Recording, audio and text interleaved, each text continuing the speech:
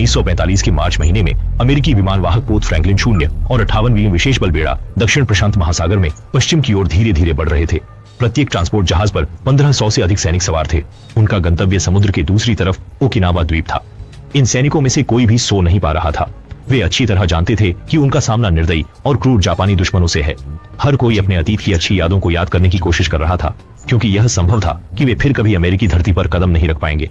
उनके कप्तान खुफिया जानकारी के आधार पर मुख्य द्वीप के पास पहुंच रहे थे। दुखद है कि सूचनाएं जानबूझकर गलत थीं। दर्जनों जापानी कामिकाजे फाइटर जेट बादलों के पीछे से तेजी से नीचे आए और जहाज बेड़े पर आक्रमण किया। ये द्वितीय विश्व युद्ध के दौरान जापानी आत्मघाती विमान थे। यूएसएस गुलेलिन को भारी क्षति पहुंची। सैकड़ों अमेरिकी सैनिक विस्फोट में मारे गए और कई सैनिक शार्क से भरे पानी में डूब गए। एक मरीन कॉर्प्स के प्रथम श्रेणी के सैनिक जॉन ब्लैक सूर्यास्त के समय एक समुद्र तट पर आ गए। वह थककर चूर हो गया और वहां पड़ा रहा, हिलडुल नहीं सकता था। उसके चारों ओर हवाई जहाज के टुकड़े और मानव हड्डियां बिखरी हुई थीं। कुछ घंटों बाद वह कठिनाई से उठा, एक पानी की बोतल और कुछ राशन खोजा और खाकर थोड़ी राहत मिली। अब उसे अपनी पूरी ध्यान अपने जीवित रहने पर केंद्रित करना था। उसने एक राइफल मजबूत पकड़ रखी और चारों ओर नजर दौड़ाई। जैसे ही दुश्मन दिखे, तुरंत अपनी सुरक्षा के लिए गोली चला दी। आसमान धुंधला होता जा रहा था। उसे नहीं पता था कि इस अंधेरी जंगल में दुश्मनों के अलावा कोई जंगली जानवर भी होंगे या नहीं। वह यहाँ बैठकर मौत का इंतजार नहीं कर सकता था। उसे एक सुरक्षित जगह ढूंढने के लिए कुछ करना ही होगा। इसलिए ब्लैक धीरे धीरे जंगल में चलते हुए उम्मीद की तलाश में था। जंगल में नमी बहुत ज्यादा थी। गर्मी और उमस से दम घुटने वाला एहसास हो रहा था। उसे आगे माइंस या जहरीले मकड़ियों के लिए थोड़ी चांदनी में जांच करनी पड़ी। काफी देर चलने के बाद आगे कुछ रोशनी दिखाई दी। ब्लैक सावधानी से पास गया और देखा कि वह एक जापानी सेना का कैंप था। रोशनी वहीं एक घर से आ रही थी। ब्लैक घास में छुपा, हिल नहीं रहा था। उसे बात करने की आवाज सुनाई दी, लेकिन आवाज बहुत धीमी थी, जैसे रेडियो से आ रही हो। ब्लैक ने सोचा कि यह निश्चित रूप से रेडियो है। यह एक खुफिया बेस स्टेशन है। सुरक्षा की पुष्टि करने के बाद वह घर के पीछे घेरा बनाने लगा ताकि उस पर हमला किया जा सके। वायरलेस की आवाज और पास आ रही थी, लेकिन उसे किसी की कोई प्रतिक्रिया सुनाई नहीं दी। वह धीरे धीरे झोपड़ी के एक तरफ गलियारे में झांक कर देखने लगा, जहां उसने एक जापानी सैनिक को मेज पर निष्प्राण पड़ा देखा। बगल में खून के धब्बे सूख चुके थे। जाहिर है कि वह कई दिनों से मरा हुआ था। ब्लैक कमरे में दाखिल हुआ और उन्होंने रेडियो ऑपरेट किया। वह मोर्स कोड के माध्यम से अलग अलग फ्रीक्वेंसियों पर मदद का संकेत भेजने की तैयारी में थे, लेकिन फिर अचानक उन्हें एहसास हुआ कि उन्हें पता ही नहीं था कि वह खुद कहां हैं। न ही यह मालूम था कि सिग्नल कहां पहुंचेगा।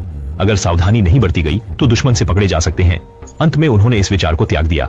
इसके बाद उसने पूरे कैंप का निरीक्षण किया, लेकिन उसे कोई जीवन के संकेत या उपयोगी सामान नहीं मिला। ब्लैक दीवार के कोने में बैठा और थोड़ी चिंता में था। उसे कोई उम्मीद नजर नहीं आ रही थी और समझ नहीं आ रहा था कि आगे क्या करना है। उसने थोड़ा पानी पिया और सोचा कि फिलहाल यहीं रुक जाऊं। फिर वह पास के जलाशय की ओर बढ़ा और पानी की बोतल भरने के लिए नल खोला। नल से काली तरल पदार्थ के फव्वारे के साथ खून और सड़े हुए मांस की गंध आ रही थी। जमीन पर ध्यान से देखने पर सब कुछ चिपचिपा लग रहा था। उसने स्वाभाविक रूप से ऊपर पानी की टंकी की ओर देखा और वहां कुछ भी गलत नहीं देखा। वह एक मानक पानी की टंकी थी। वह पानी के टॉवर के चारों ओर घूमा और ऊपर से हल्के थपथपाने की आवाज सुनी, जिससे वह जिज्ञासु और डरा हुआ था। लेकिन पानी पीने के लिए उसे ऊपर चढ़कर देखना पड़ा। कुछ मानसिक संघर्षों के बाद वह लड़खड़ाती सीढ़ी पर चढ़ा और धीरे धीरे टॉवर की छोटी की ओर बढ़ा। जैसे ही उसने अपने दोनों पैर जल टंकी के डेक पर रखे, उसे तीव्र और तीक्ष्ण दुर्गंध आई और खटखटाने की आवाजें भी तेज हो गईं। ब्लैक की धड़कन की रफ्तार खटखटाहट से एकदम भिन्न थी। वह काले पानी की टंकी को देखने लगा और चंद्रमा की रोशनी में अंदर क्या है यह पहचानना मुश्किल था। ऐसा लग रहा था कि वहां बहुत सारी सड़ी गली चीजें हैं। देखते देखते अचानक उसने कुछ इंसानों के चेहरे देखे। ब्लैक स्वाभाविक रूप से पीछे हट गया और सीधे पानी की टंकी से गिर गया। पिता पानी के टावर से गिर गए। जड़ता के कारण पानी का टावर हिलने लगा, पर कुछ सेकंड बाद वह तेजी से हिलने लगा। तब तक लकड़ी का ढांचा सहन नहीं कर सका, जिससे पानी का टावर गिर गया। पानी का टैंक टूट गया। जमीन पर मांस के अस्पष्ट टुकड़े हिलने लगे। ब्लैक स्तब्ध रह गया। वह धीरे धीरे खड़ा हुआ और उन रक्तहीन लाशों को देखने लगा। इसी दौरान उन लाशों ने भी ब्लैक को देख लिया। वे बहुत भूखे लग रहे थे और जल्दी से ब्लैक की ओर बढ़ने लगे। ब्लैक ने जल्दी से अपनी मशीन गन उठाई और उन मृतकों पर चिल्लाया, कहा कि वे रुक जाएं, नहीं तो वह गोली चला देगा। लेकिन लाशें इंसानी भाषा कैसे समझ सकती हैं? वे लोग और करीब आ रहे थे। ब्लैक ने ट्रिगर को जोर से दबाया और गोली चलने के बाद सभी ज़ॉम्बी जमीन पर गिर पड़े। जमीन पर तुरंत सड़ी हुई मांस का ढेर लग गया। ब्लैक वहीं खड़ा कुछ पलों के लिए स्तब्ध हो गया और सोचने लगा कि उसे जल्द से जल्द यहाँ से निकलना होगा, क्योंकि अभी की गोलीबारी की आवाज और ज्यादा ज़ॉम्बीज को खींच लाएगी। उसे नहीं पता इस जंगल में और कितने अज्ञात जीव हैं, वे कब तक यहाँ पहुँचेंगे, लेकिन उसे पूरी कोशिश करनी होगी ताकि वह जीवित रहकर यहाँ से निकल सके। सबका।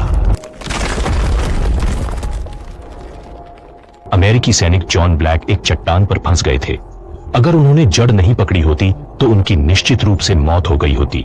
जैसे ही वह पेड़ की जड़ के सहारे ऊपर चढ़ने की कोशिश कर रहा था, एक विशालकाय जीव खाई के किनारे पर झुककर उसे घूर रहा था और फिर उसने ब्लैक की ओर विशाल हाथ बढ़ाया। इसी जीवन मरण के संकट में ब्लैक के पैरों के नीचे की चट्टान पर अचानक एक छेद दिखाई दिया। वह तुरंत उस गुफा में कूद गया। विशालकाय ने उसे पकड़ने की कोशिश की लेकिन चूक गया। वह गुफा एक लंबी सुरंग थी। अंदर बिल्कुल अंधेरा था और पता नहीं था कि वह कहां जाती है। ऐसी सुरंगें जापानी सेना द्वारा द्वितीय विश्व युद्ध के समय आमतौर पर रक्षा रणनीति के रूप में इस्तेमाल की जाती थी। ब्लैक के पास कोई और चारा नहीं था। उसने हिम्मत करके आगे बढ़ने का फैसला किया। चाहे आगे कुछ भी हो, खाई में गिरकर मरने या विशालकाय के हाथों पकड़े जाने से तो बेहतर ही था। थोड़ी देर में वह अंत तक पहुंच गया।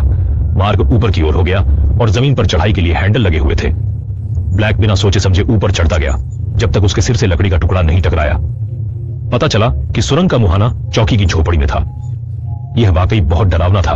वह अभी अभी तो विशालकाय के खतरे से बचा था, पर अब फिर से घेरे में आ गया था। बस एक राहत थी कि उसने अपना हथियार वापस ले लिया था। उसने थोड़ी देर सोचकर एक खून का रास्ता बना लेने का फैसला किया। इसलिए उसने हथियार लेकर छत पर चढ़ाई की।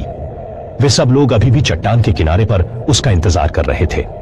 ब्लैक ने हथगोले की पिन खींची और पूरे पैकेट को उनके बीच में फेंक दिया। भारी विस्फोट की आवाज के साथ ही वे लोग टुकड़ों में बदल गए। ब्लैक ने मशीन गन से बाकी के चलते अंगों पर गोली चलाई और निपटारे के बाद वह तेजी से पहाड़ से नीचे उतर गया और सुरक्षित रूप से एयरपोर्ट के कंट्रोल टावर में पहुंच गया। वहां उसे एक नक्शा और टेलीग्राम मिला और फिर उसने मॉर्स कोड में मदद की सूचना और द्वीप के कोऑर्डिनेट्स अमेरिकी सेना को भेजे। फिर भी उसके पीछे एक काली छाया उभरी और जल्दी से उसकी गर्दन पर एक डंडे से वार किया।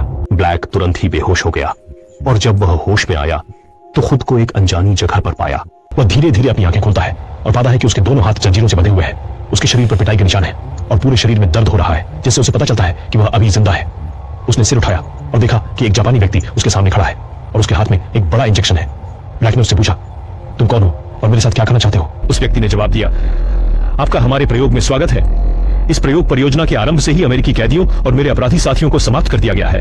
आप सही समय पर आए हैं। ब्लैक स्तब्ध था। उसके मन में असहायता और भय का समावेश हो गया। जापानी व्यक्ति सिरिंज लेकर धीरे धीरे ब्लैक के पास आने लगा, जिससे ब्लैक की सांसें रुकने लगी। एक गोली की आवाज आई और जापानी व्यक्ति का सिर ब्लैक के सामने फट गया। खून ब्लैक पर छिड़क गया। खून के पार उसने 4 अमेरिकी सैनिकों को दरवाजे पर खड़े देखा। तभी आसपास की कोठरियों के दरवाजे खुल गए और भीतर से ज़ॉम्बी की आवाजें आने लगी। उनमें से एक सैनिक ने पूछा, यह कैसी आवाज है? ब्लैक ने उनसे कहा कि समझाने का समय नहीं है, हमें तुरंत यहां से निकलना होगा, नहीं तो हम सबकी जान यहां खत्म हो जाएगी। सिपाही ब्लैक के पास आकर बोला, हमें तुम्हारा सहायता संदेश मिला, लेकिन तुम्हारा मोर्स कोड बहुत अच्छा नहीं था। यह कहकर उसने बंदूक से जंजीर को तोड़ दिया। ब्लैक की दाहिने हाथ में बड़ा घाव था, जिससे दर्द के कारण वह हाथ उठा नहीं पा रहा था। फिर वे तेजी से जेल से बाहर निकल गए। उनका बम वर्षक विमान नजदीक ही खड़ा था और इसी बीच अजर अमर लोग भी पीछा करते हुए बाहर आ गए। बम वर्षक विमान ने उड़ान भरते हुए गोलीबारी शुरू कर दी, लेकिन प्रोपेलर के शोर के साथ ही ब्लैक ने आंखें बंद कर गहरी सांस ली। वह उम्मीद कर रहा था कि यह बचाव एक सपना न हो। उसे डर था कि जब वह आंखें खोलेगा तो वह अभी भी द्वीप पर होगा। शुक्र है उसने आंखें खोली। यह सब सच था। फिर उसने नीचे अपनी हथेली की ओर देखा। एक अजीब दृश्य हुआ। उसका खुला घाव पूरी तरह से ठीक हो गया है और वह इसके लिए हैरान है। तभी जब वह सवाल करना चाहता था, एक सैनिक ने उसे बीच में रोक दिया। लेकिन एक विशेष तरीके से तुम्हारे घाव ठीक किए जा सकते हैं। अब हमें कुछ अधूरे कार्यों को निपटाना होगा।